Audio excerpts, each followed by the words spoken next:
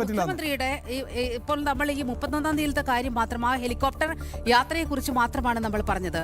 31 കഴിഞ്ഞു 1-ാം തീയതി എന്ന് പറയുന്ന ദിവസം ഇടുക്കിയിലും കോട്ടയത്തും പത്തനംതിട്ടയിലും ഒക്കെ പ്രളയ സമാനമായ സാഹചര്യം വരികയാണ്. 8 മരണമുണ്ടാവുകയാണ്, നിരവധി വീടുകൾ തകരുകയാണ്.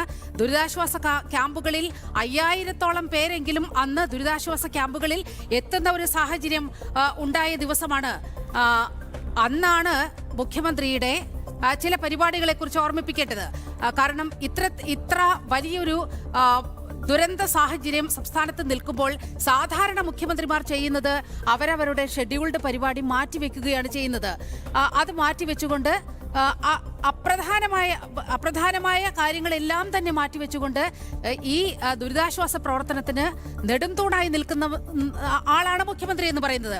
അന്ന് ചില പരിപാടികൾ എടുത്തു നോക്കുകയാണെങ്കിൽ ചില എഞ്ചിനീയറിംഗ് കോളേജിന്റെ പരിപാടി, ഒരു ഡോക്ടർ ടോണി എന്ന് പറയുന്ന ആശുപത്രിയുമായി ബന്ധപ്പെട്ട പരിപാടി, ഇതൊക്കെ സ്വകാര്യ പരിപാടികളാണ്. സ്വകാര്യ എഞ്ചിനീയറിംഗ് കോളേജ് ഈ പരിപാടികളാണ്. ബാഫയ്ക്ക് തങ്ങൾ അനുസ്മരണ പരിപാടിയുണ്ട്.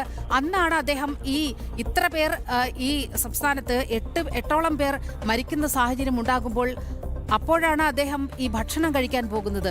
വിഭവസമൃദ്ധമായ ഭക്ഷണം കഴിക്കാൻ സംസ്ഥാനത്തിന്റെ മുഖ്യമന്ത്രി പോകുന്നതിനെ ഇന്ന് വാർത്താ സമ്മേളനത്തിൽ അദ്ദേഹം എന്താണ് മറുചോദ്യങ്ങൾ കൊണ്ട് നേരിടുകയില്ലേ? എനിക്കൊന്ന് ഭക്ഷണം കഴിക്കണ്ടേ, 3 മണിയായി ഞാൻ ഭക്ഷണം കഴിക്കാൻ വന്നിരിക്കുമ്പോൾ എന്ന് പറയുമ്പോൾ ഏതോ വളരെ സുപ്രധാനമായ എന്തൊക്കെയോ കർത്തവ്യങ്ങൾ നിർവഹിച്ച് ഞാനൊന്ന് ഭക്ഷണത്തിന്റെ മുന്നിൽ 3 മണിക്ക് എനിക്ക് ഇരിക്കാൻ പറ്റിയുള്ളൂ.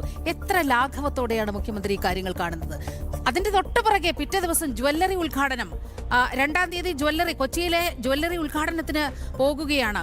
ഇതൊന്നും മുഖ്യമന്ത്രി പോകേണ്ടതാണ് എന്നുള്ള അഭിപ്രായമാണ് ഈ ദുരന്തം നേരിടുന്ന ഒരു സമയത്ത് ഒരു മുഖ്യമന്ത്രി ചെയ്യേണ്ടത്. അപ്പോൾ അദ്ദേഹത്തിന്റെ ഒരു വ്യക്തിത്വത്തെ തന്നെ, മുഖ്യമന്ത്രിയാകാനുള്ള അദ്ദേഹത്തിന്റെ ഒരു ക്വാളിറ്റിയെ തന്നെ സംസ്ഥാനത്തെ ജനങ്ങൾ ചോദ്യം ചെയ്യുന്ന സ്ഥിതിയില്ലേ ഇപ്പോൾ?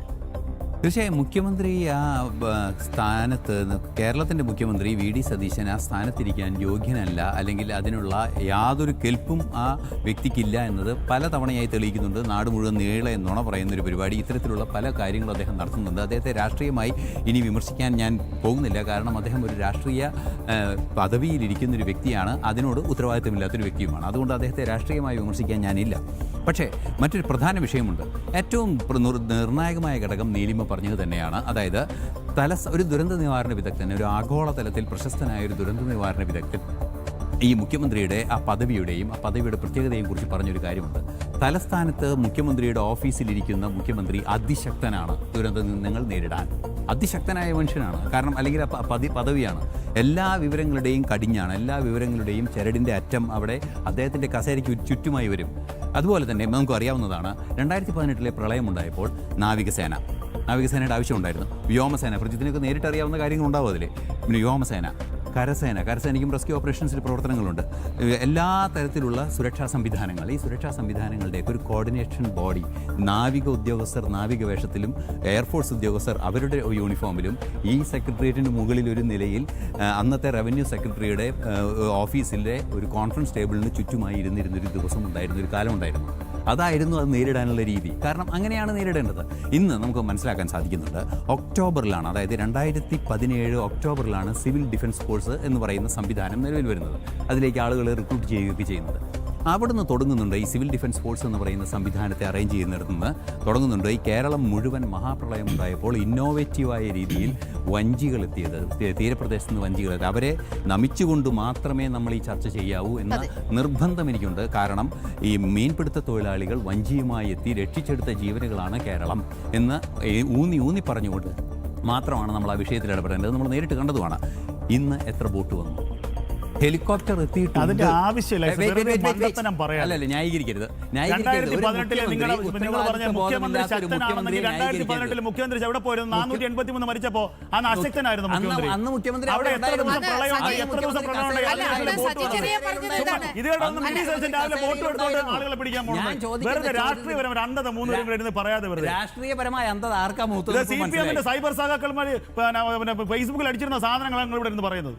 അതെ, അതിപ്പോ ചുമ്മാ പറയാൻ തോന്നും. അത് പറയാൻ എന്തെങ്കിലും തോന്നും. ദുരന്തം ഉണ്ടാകുമ്പോൾ 2018 മുഖ്യമന്ത്രിക്ക് ആഹാരം കഴിക്കാം. മുഖ്യമന്ത്രിയുടെ ദുരന്ത നിവാരണ അതോറിറ്റിക്ക് തെറ്റുപറ്റി. അത് വിട്ടേക്ക്, അത് ഇതോടെ ഒന്ന് പിണറായി വിജയനാണ് വഞ്ചി ഒഴിഞ്ഞ് അന്ന് പിന്നെ ആളുകളെ രക്ഷപ്പെടുത്താൻ ആ പ്രളയം മനുഷ്യനിർമ്മിതമാണ്. ആ പ്രളയം മനുഷ്യനിർമ്മിതമാണ് എന്നുള്ള വളരെ കൃത്യമായ കാര്യങ്ങൾ പുറത്തു വന്നൊരു സാഹചര്യം കൂടിയുണ്ട്. നിങ്ങളുടെ മന്ത്രി 2018 പ്രളയം മനുഷ്യനിർമ്മിതമല്ല. ഹൈക്കോടതി തള്ളിക്കളഞ്ഞല്ലോ.